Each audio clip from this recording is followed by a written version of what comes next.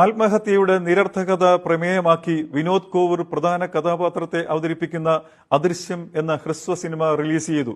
Cinema താരം മമ്മൂട്ടിയുടെ Facebook പേജിലൂടെയാണ് ചിത്രം റിലീസ് ചെയ്തത്. ആദ്യാവസാനം വരെ സസ്പെൻസ് നിലനിർത്തിയാണ് അദൃശ്യം എന്ന ഷോർട്ട് ഫിലിം ഒരുക്കിയിരിക്കുന്നത്. സാമ്പത്തിക ബാധ്യതയും ആത്മഹത്യയും പ്രമേയമാകുന്ന ചിത്രം ക്ലൈമാക്സിലെ അപ്രതീക്ഷിത ട്വിസ്റ്റോടുകൂടിയാണ് പൂർത്തിയാകുന്നത്. ആത്മഹത്യ ഒന്നിനും ഒരു പരിഹാരമാകില്ലെന്നാണ് വേറിട്ട പ്രമേയത്തിലൂടെ ചിത്രത്തിലൂടെ പ്രതിപാദിക്കുന്നത്. വിനോദ് കോവൂരിനോടൊപ്പം സനൂജ സോമനാഥനാണ് ചിത്രത്തിൽ കഥാപാത്രങ്ങളാകുന്നത്. സത്യം പറ, നിങ്ങളും ആത്മഹത്യ ചെയ്യാൻ വന്നല്ലേ?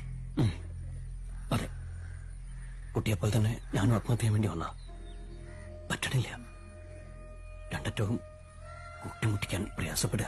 കലന്തൻ ബഷീറാണ് ചിത്രത്തിന്റെ കഥാതിരക്കഥ സംവിധാനവും നിർവഹിച്ചത്. സന്തോഷ് സൂര്യയാണ് ചിത്രം നിർമ്മിച്ചത്. VT ശ്രീജിത്ത് എഡിറ്റിംഗും സന്തോഷ് രാജ് ക്യാമറയും നിർവഹിച്ചു. ബോബി ജാങ്സനാണ് പശ്ചാത്തല സംഗീതം. സൂര്യ ക്രിയേഷൻസിന്റെ ബാനറിൽ യൂട്യൂബ് പ്ലാറ്റ്ഫോമിലാണ് 15 മിനിറ്റ് ദൈർഘ്യമുള്ള ചിത്രം റിലീസ് ചെയ്തിരിക്കുന്നത്.